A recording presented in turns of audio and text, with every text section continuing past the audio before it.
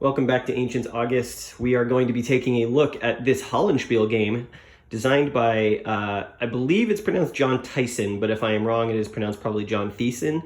I apologize in advance. I'm not familiar with the designer's work, and that is certainly something I probably should change. But this is the game that he designed for Hollandspiele called Antony and Cleopatra, the Final War of the Roman Republic. And as you can see, we are here in the ancient Mediterranean on this full-size map of the area. We've got basically Italy, North Africa, all the way out to sort of the Persian border. And this is a game between, obviously, the end of the sort of Republican triumvirate era between Mark Antony, who at this point has left Rome and made his kingdom here in Alexandria with Cleopatra, famously, and Octavian, Julius Caesar's nephew, who is vying to become his heir. It's a two-player game. It is split into two sides. You've got the red for the Octavian Roman forces, and you've got the blue for the Antonian Roman forces. Now, the map here is made up into several different provinces as well, and you can see I've laid these cards all around the outside of the map. Typically, when you're playing the game opposed, you have these cards in front of you to show which provinces that you control. But I put them here on the map for the sake of being able to reference them, because each of these cards corresponds to a province in the game. And as they change control, I will probably move them over and put them on these player sheets, which the reason that I have been delayed in doing this video is because these did not come in the box. Apparently, and this is definitely Hollandspiele's bad, copies of the game were created without these two player sheets, which are kind of necessary to play the game. That's not critical, but certainly nice to have. They show you the replacement point costs for units, holding boxes for your reinforcements and armies and transports, and obviously the leaders with their bonuses that they give. Speaking of the leaders, on each side, you've got Antony and Cleopatra for the Eastern player, and you've got Octavian and Agrippa for the Western player. Now, these, like I said, these weren't included in the box. I had to email Hollandspiele. They had to get Blue Panther to produce them and then send them to me. They arrived very quickly. I have no complaints about the speed at which I was able to get these replaced. However, this is an issue that has been known about for over 2 years. There is a thread on Board Game Geek from 2019 when this game came out talking about that they were missing player aids that are referenced in the rules. And Hollandspiele has said, yes, there was a mistake. We forgot to make those, or they didn't get packed. So I'm not and I bought this directly from Hollandspiele a couple months ago. I'm not entirely certain why for 2 years there have been copies of this game sitting around without the appropriate player aids. You would think that because Blue Panther is print on demand, you would think that, you know, when someone orders a copy, they would just print these. Or if I purchased a copy that had been sitting around and been printed, why Hollandspiele and Blue Panther didn't open those copies and put the things in there. There's no reason for a game to be sitting around for 2 years with missing components, and then someone buys it and has to wait for it to get it. So that's, you know, come on, let's do better, huh? And there may be some extenuating circumstances here that I don't know about, but it seems like an easy fix. Anyways, let's talk about the game. I am still in the process of setup. There is a bit of a free setup here, and but I will explain kind of the general overview of the game. This is a really interesting looking game. It's a strategic / operational, maybe we'll call it a grand operational game about the war between Octavian and Antony, and features some pretty unique stuff here. So obviously there's the provincial control, but the ultimate goal for both sides is to drive their opponent's prestige, which is this marker here, to 0. And I believe these should probably start on 30. Doesn't actually say in the setup where some of these tracks start. And you're trying to drive your opponent's prestige to 0. Now you've got basically high prestige in the red, and I believe green is low prestige. There are certain knock-on effects that can happen when you're at low prestige on the map, and I'll get to that. But essentially, everything that you do in the game is with the goal of driving the opponent's prestige to 0. Primarily, that's going to be accomplished through battle. Although there are ways that prestige can go down in other ways as well. But basically, you want to win battles against your opponent. You don't want them to beat you in battle. If you can occupy their capital, which for Antony down here is in Alexandria, and for Octavian is up here in Rome, you'll get some prestige and make them lose some prestige. And then in an interesting bit of asymmetry here, the Western player, Octavian, has this off-map garrisons box, and there are these two chits, basically, that reflect what else is going on in the Roman Empire at this time, beyond just the war between these two factions.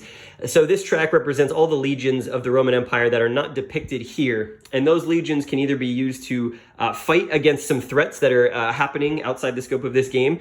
You can see here that this chit is the secure borders chit, but if it flips over, it can become invasion, that representing external threats to the empire. And then we've got calm and rebellion, and so that's internal threats to the empire. And there's a couple different ways those flip over, but essentially these off-map legions can be used in combat against these chits to return them to a preferred state.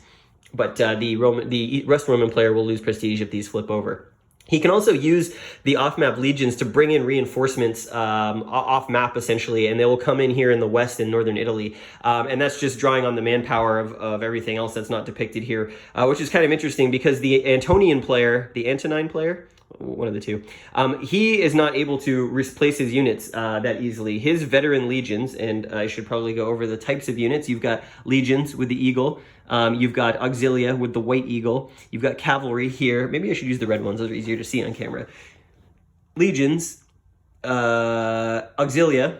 You've got naval units. You've got cavalry, which is the horse head. And then you've got these legions with the black dot. Those are elite legions, essentially, veteran legions. The Antonian player is not able to replace his veteran legion, so they're and they're more powerful in combat, so they're very precious to him. He's not going to want to squander them. Whereas the Western Roman player can sacrifice the security of the entire empire to bring in veteran legions from off map. So a little bit of interesting asymmetry there. Very curious to see how that's going to play out. Like I mentioned earlier, controlling provinces is going to be important. Each province gives the owner some amount of replacement points, affecting their ability to replace units that have been defeated in battle, and then bring them onto the map. Interestingly, in this game, when you bring in replacements, so as units are defeated, they'll go to this box. When you pay to bring them back, assuming they can be brought back, they don't actually come on right away. It takes a turn or two for them to come back into the game. The game is played over the course of this war historically from 32 BC to 30 BC, and every turn is a month. So we've got I think it's 30 turns, 20 turns, maybe it's 20. I think it's 20 turns, number of a long game, but not necessarily complicated in terms of mechanics. The turn phases are pretty simple. You get some reinforcements. There's a chance that you can try and cause your opponent's enemies, your opponent, to defect. And that is a function of being higher in prestige. So essentially, the hearts and minds of this military campaign is built into the mechanics, which I find very fascinating. As your opponent's prestige goes down and you stay further ahead, enemy soldiers and enemy governed areas tend to want to join you.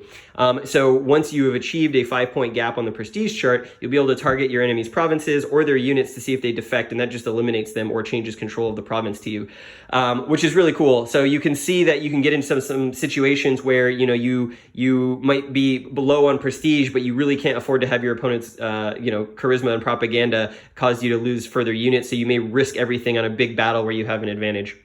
So that's pretty cool. There's some interesting things about supply in this game, which I will get into as we play. I won't explain it up front, but you can see in terms of the map, we've got clear hexes, we've got mountain hexes, we've got cities and ports on the coast here, we've got coastal naval areas, we've got ocean naval areas. Interestingly, naval units are pretty safe moving around the coast, so control of the coast will be super important for the naval mobility, but you can move some naval transports to the ocean, and that's very dangerous. So that's pretty interesting. You've got supply units here. Each side has one, and these are units that move on the map that represent your baggage train, essentially. Supply in this game cannot be traced by land, very interesting, except via the Via Egnatia here, this road that runs across from Dalmatia to Constantinople, what will become Constantinople. So the only way that land units can be in supply is if they are along this road or they have a supply train with them. And every turn you'll be spending this supply train to keep your units in supply if they come under the effect of attrition or defection challenges against them. And every turn you're going to have to pay reinforcement points to bring them out of the replacement points to bring them out of the replacements box to put back on the map. So really interesting modeling of supply here. So there is some logistical considerations, and that's why I think there's partly an operational feel to this game, because you're talking about how your armies move and fight and keeping them sort of in supply. Some of these cubes on the map are just reminders to me when replacements come on for the Eastern player, they can come in anywhere in Anatolia. This should be blue. I don't know why I missed to grab a black one by accident. Anyways, any of these 3 provinces. You've got forts here that are sort of garrisons. Units under them cannot move. And some of these other things, these white cubes, the Antonian player cannot build naval units in Alexandria if they lose control of Cyprus and the Levant. That's what that's for. And you're never allowed to make defection challenges against the provinces of Egypt or Rome. Those will always stay loyal. What else do I need to tell you about the game? There's some random events that can happen in this game. You can get storms, and the weather will be different based on where we are in the calendar. There's actually a lot built into this system, what seems like a very elegant way, because, it's like half a counter sheet in one map, and these 2 player aids is what you get in the box, and this 1d6. And there's some really interesting, really thematic, cool stuff that's sort of intrinsically built into the system, and I really can't wait to play it. Oh, the other thing I should mention, too, of random events, there's a chance that there's some invasions that happen from the Illyrians and the Dacians against the Western player here. You can see they may come into play. And there is a chance that the Parthians could make Mark Antony's life a misery by coming in as well. And again, that is a function of prestige. The lower you are on the prestige table, or track, the more likelihood there is that one of these external factions comes and invades you. So obviously that could cause some problems. I think we're just going to jump into it, and I'll explain how everything else works. Very simple combat system, very simple movement system. Every unit's got a fixed type of movement. Every hex is usually 1 movement point, with the exception of supply units. It's slower to move them through some of the rough terrain here. And I'm really excited to play this. This is sort of the perfect scale scope of game for Ancient August that I was looking to tackle. It's about a topic that we don't usually get a lot on, so in that way it's very appealing. And yeah, we're just going to jump into it. I should also mention as far as Hollandspiele games go, we're looking at these counters, these Blue Panther counters. They're very functional. They're not super beautiful, but they'll do the job. I do wish some of the black on dark blue is maybe not the greatest color choice. Maybe these should have been like a powdery blue color. And as you're seeing here, there are different types of naval units. There's heavy squadrons and light squadrons. They have some slightly different functions when we're talking about combat. But I should mention that the graphic design is superb. The map is really nice looking. The projection feels sort of like an ancient map. The sandy brown color really contrasts well with the counters, which is nice. And this player aid is exceptional. I wish there was another one in the box. There's only one, but it's got all the charts and tables you need. We're looking at a percentage-based combat, an odds-based combat table with percentage losses. It's interesting in this game, combat can either be won, lost, or be a draw. And the game can actually end in a draw as well. If you don't successfully lower your opponent's prestige all the way to 0, the game will likely end in a draw. So that's pretty interesting. But yeah, look at the artwork here. Just a really fantastic job on this player aid. Some of the highest quality Hollandspiele stuff that I've seen. And it's got everything. You got the setup, you've got all the charts, you've got the naval stuff on the back. It's very cool. So, looking forward to playing Antony versus Cleopatra. Hope you enjoyed this little overview. We're going to jump right in and get this train moving, and who knows how many videos it'll be, but I'm excited to wage some ancient warfare at the strategic scale. Well, the first decision that we have to make here to start the game is figure out who goes first. Whoever has the higher provincial economy rating, so you can see the cards, for example, Egypt has 3 when it's in control of the Antony player. They get to decide who goes first. So the Antony player gets to say whether Rome or Octavian Rome or Antony Rome goes first. And that's kind of big because initiative is obviously going to be very important here, especially at the start of the game where the Octavian side of the map, the big money makers are Italia and Gaul. And those are going to be pretty tough to deny income to. So you deny income in this game when you have units in the province and the controller does not. But for example, down here in Africa, we've got a single. We've got 2. We've got a veteran legion and some auxilia down here in Carthage, and it's worth two points. So potentially maybe there's a target down here where Antony sails or marches here to try and take Leptis Magna. Now, he's got a couple of regular legions here in Cyrenaica who aren't really doing much because this province is not worth anything. And so he might potentially march them down to this city, but he's still got to boot these guys out of here to deny control. Also up here in Italy, Tarentum has 2 veteran legions who are going to be, that's 4 strength points, but then a single cavalry unit here in Brundisium. And, obviously you can reach Brundisium a lot easier than you can reach Carthage. Sail along the coast here, up here, and maybe land some units. And so with that in mind, Antony with sort of the better geographic position, he's got lots of space, and I think he's probably going to choose to go first. So as we get underway, the first thing he does is he looks in the reinforcement phase at the from first turn reinforcements. He gets one of these a turn to add to the map. And he is probably going to start with this Auxilia unit. Let's do that. And that Auxilia unit can come into any of these provinces here. He's going to actually bring him into Ephesus. Might serve as a nice garrison unit for Ephesus to make sure that the Roman player can't do anything tricky. And then he's got Cleopatra, who's one of his leaders, and himself, plus 3-4 veteran legions, plus his supply train here. Now, he does only have 3 transports. Both sides only have 3 transport units. So each transport unit can carry 1 actual separate unit. So it's going to take him a couple of turns if he wants to ferry all of these guys across to Macedonia, or even try and make an attack here on Brundisium, which is probably, maybe what he wants to do. Antony could march down here, 1, 2, 3. Yeah, if he takes, Octavian would be within striking range if he manages to take Brundisium this turn. And I think Octavian's force is probably a little bit better. Let's see, 1, 2, 3, 4. No, it's 3. It's only 3. So that'd be an aggressive early move for Antony, but of course Octavian could then counterattack by potentially trying to cut the coastal supply route off. So I don't know. The valuable provinces here for Antony are Macedonia is worth 1. He doesn't want Rome to get in there. Illyricum is worth nothing for Octavian. And then the other big one would be Achaia down here where Athens is. This one seems to be the one that Octavian could reach the quickest. So if Antony starts shuttling some forces around here, then potentially he deprives Octavian of his most effective offensive thrust, if that were to be the case. So let's start doing that. Well, we might be, after the first turn, heading for an early showdown somewhere in southern Italy, or possibly in Dalmatia, potentially. Octavian marched 3 veteran legions down here towards Brundisium, where his cavalry unit is. He also chose to bring on, as a reinforcement this turn, a light naval squadron, who he put under Agrippa, who is now commanding 3 light squadrons here. And obviously the danger right now is that Antony's naval force is superior to Rome's right now. And given the way that the map is, the Romans, the Octavian Romans, don't want to be bottled up in the Tyrrhenian Sea, because if that happens, Antony will have a clear shot. He'll have so much mobility. I'll zoom out and show you.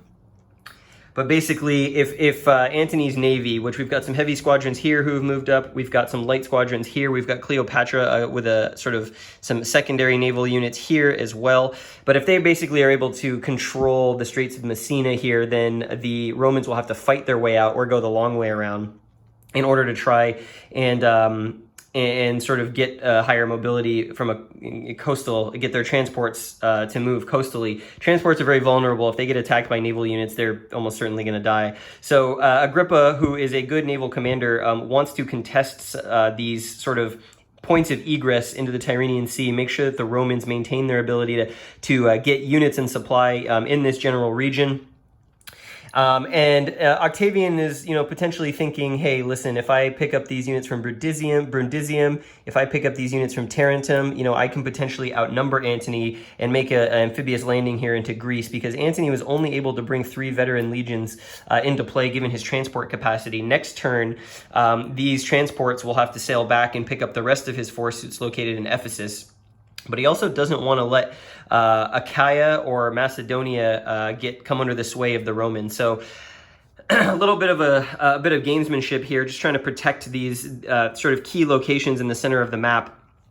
Down here in the south, the legion station in Cyrenaica have started a march towards Leptis Magna, the ultimate goal being if they can put some pressure on Carthage. And what Antony might like to do here, keeping his options open, if he can bring some more ground forces across, he can potentially, have a landing here where you've got a big stack of legions attacking Carthage, and then potentially robbing Carthage of its 2 resource points. Now, those resource points don't kick in for another 1, 2, 3, 4, 5, 6 turns, because February of 31 BC is when they become relevant. So in the early going, it's pretty tough to affect the opponent's economy. You really want to try and win battles and get that prestige advantage. And I think Octavian is in a better position to do that at this particular moment. But again, I'm still feeling my way through the game, feeling, what are the correct opening moves here. I did leave Cleopatra behind in Ephesus. She's got some interesting abilities. She's able to provide higher troop defection, like a modifier on that roll for troop defection. But again, that's not going to come into play until we get 5 ahead of Octavian. So she's just going to sit back. She's able to be a little bit sneaky on the boats. It's hard to catch her when she's in her light naval fleet. So she's just going to hang out there.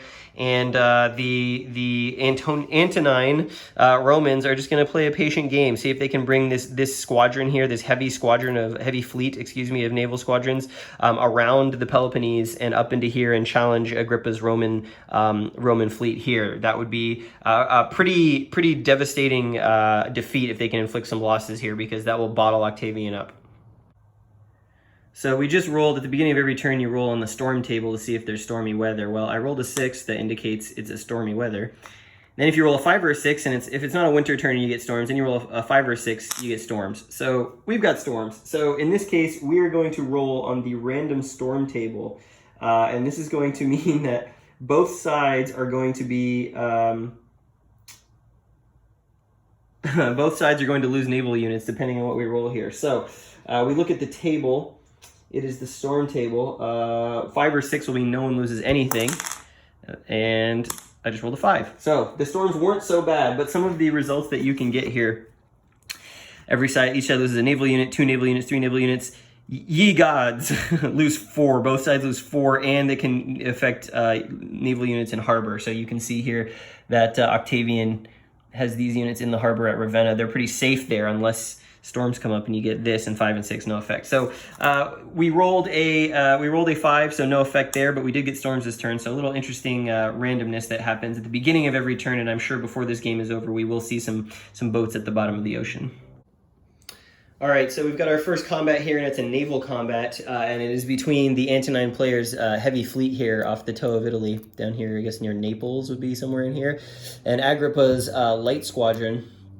So what's going to happen here is the combat sequence. And so this is the same for naval or land, but they use slightly different tables for these procedures. The first thing is Antony declares that he's going to attack. He's going to try and attack Agrippa's naval force there and strike a decisive blow against Octavian's navy to sort of rule the seas, and that would open the way up the western coast of Italy for potentially an invasion.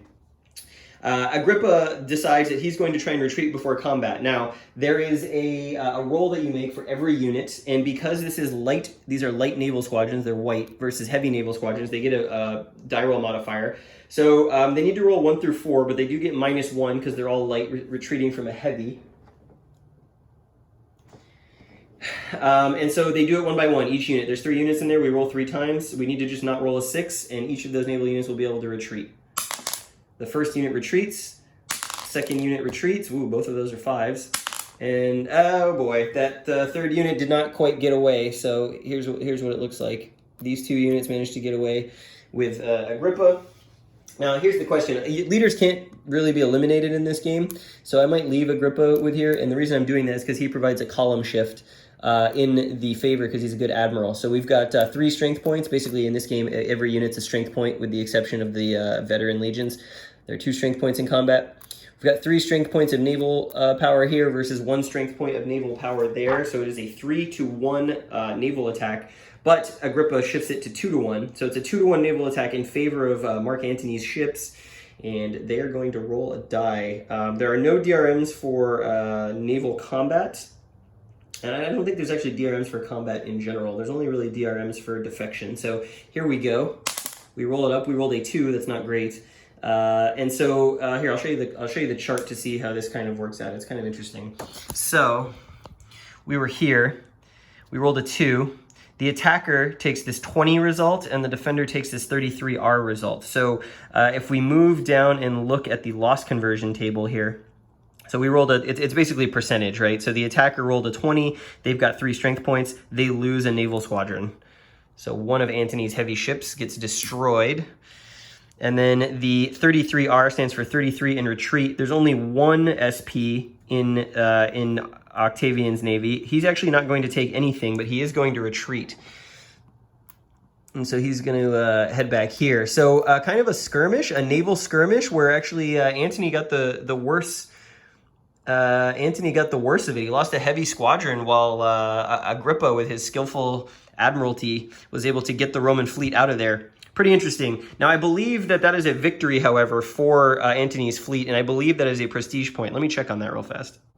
Okay, so I just looked it up. So this battle would be considered a draw. You only win a battle when you force your opponent to retreat or be eliminated, and take a loss, which did not happen here, and you don't suffer the eliminated or retreat result yourself. So because we didn't inflict a loss to this single light fleet and lost one of our own, we don't. It's kind of considered a Pyrrhic victory. However, Antony is allowed to take this coastal area in advance if he wants to. It's a little dangerous to do that, and the reason is because in this game, if he moves here and then it's Octavian's turn and he attacks with his 3 light units, which he might want to do now because that would be 3 to 2. It'd be a 2 to 1 attack plus another column shift 3 to 1 attack. That's probably pretty good for him.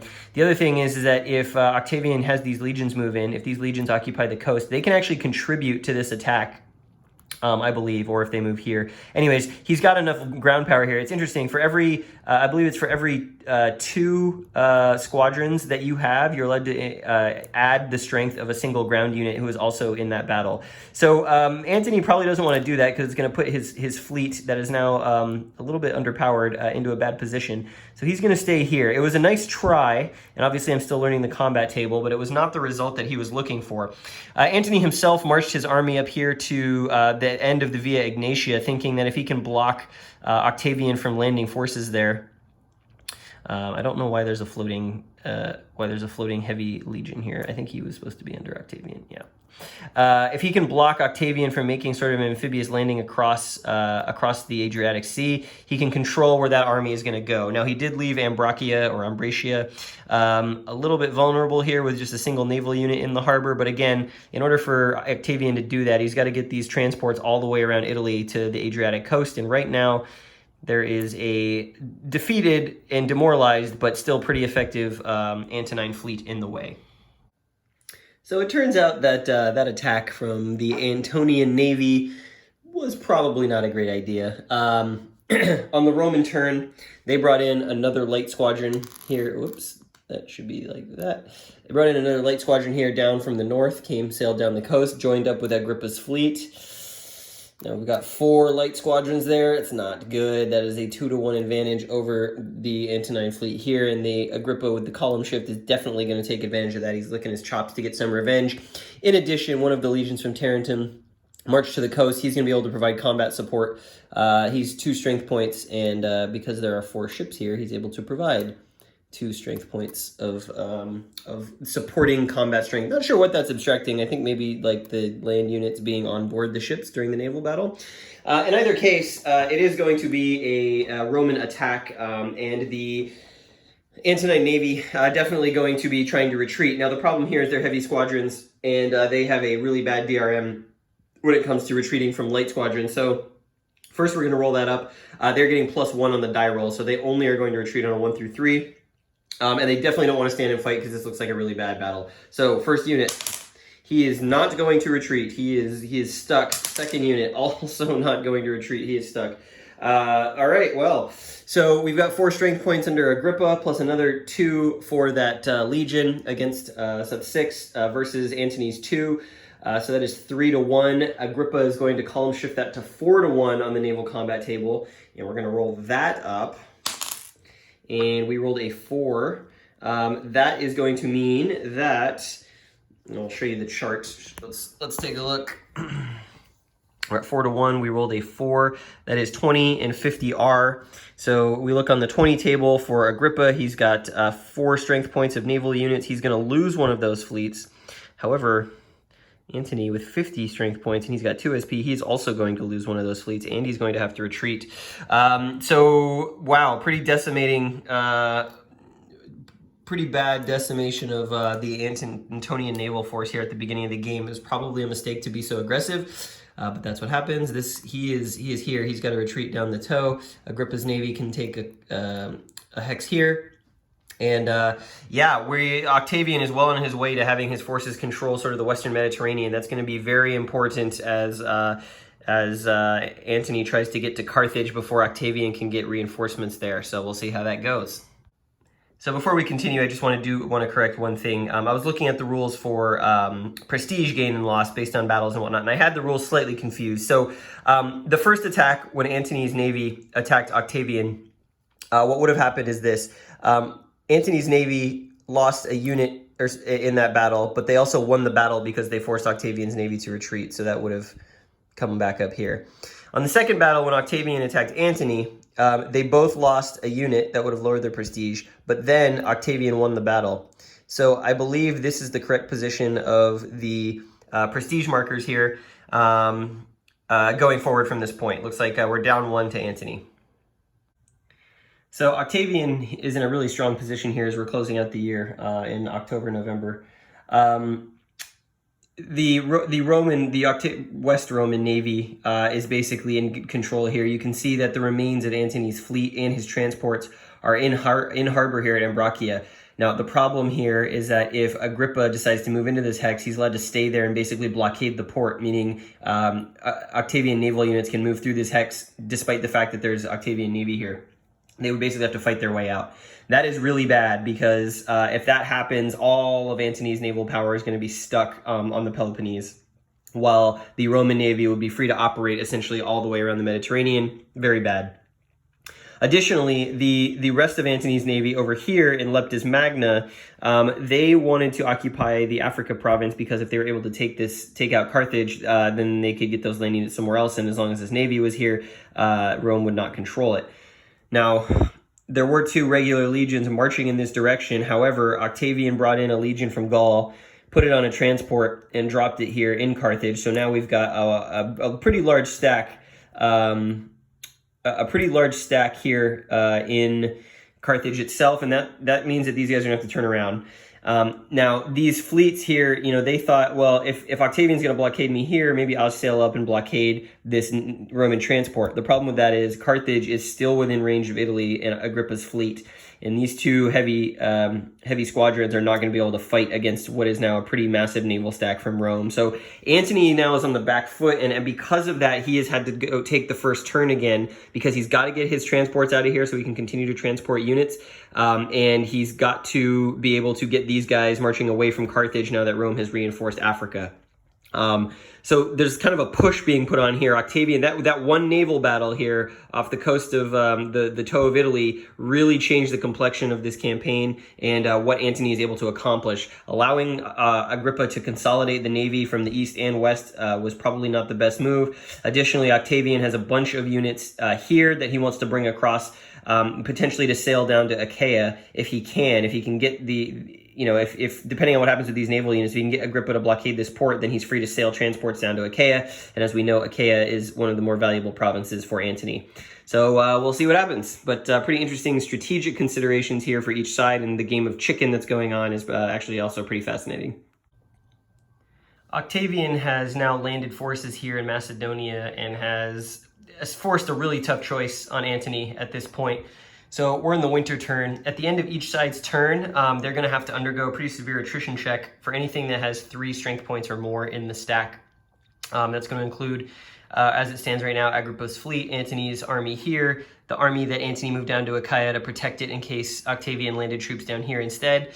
And really, overall, just a really bad situation. Now, the problem being obviously that Octavian, if he moves here to the Via Egnatia, he's going to cut Antony off from supply, and that would be even worse for the attrition check. So Antony's really got to go first here. He backs up.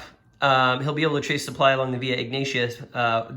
The main problem being that he'll have to also spread out to avoid that attrition check. He's got to get below 3 SPs in order to not have to check attrition. And if he does that, he gives Octavian on Octavian's turn the ability to attack at an advantage. Now, obviously, if Octavian did that, he would suffer a bad attrition check. But in this game, if you surround a unit, there's no multi-hex attacks, but you can actually surround a unit from multiple hexes and attack multiple times. So it's forcing some really tough decisions, which is really interesting and something I really like about the game, with very minimal rules overhead, which is kind of cool. There's going to be some other places that, like the Romans up here, are going to have to go to winter quarters. And Antony looks to be okay in most other sections of the map. So should be pretty interesting here to see how this first year winds up. Well, Octavian thought about it. He has enough forces here to really demolish Antony pretty hard, or at least outnumber him quite a bit. Antony took up this mountain pass here between this rough terrain and the mountains here in Thrace. And Octavian thought about it. He thought about moving in. The problem was that all of the legions he then brought across from Italy this turn, 2 more legions plus a supply train, he couldn't move again. So he's gearing up for the spring. There's one more winter turn after this where we're probably not going to see a lot of activity. And then come February, March of 31 BC, Octavian's probably going to make his move. Antony's still a little worried about some trickery. So he's left some of his legions down here in Achaia in case Octavian decides to amphibiously land some units down here, which would be a smart play because it would put the pressure on two fronts basically, and Antony doesn't have the forces to defend both. So we are at the end of 32 BC, and no one takes any attrition here. Everyone's spread out enough 2 strength points that they don't have to worry about rolling.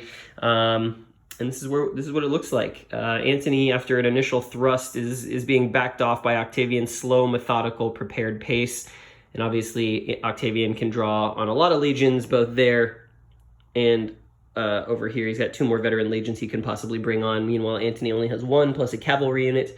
And Antony missing some ships. So we're almost to the point where the economic impact of the provincial control is going to matter about building replacements. And that's going to be important because Antony is going to be able to rebuild his ships.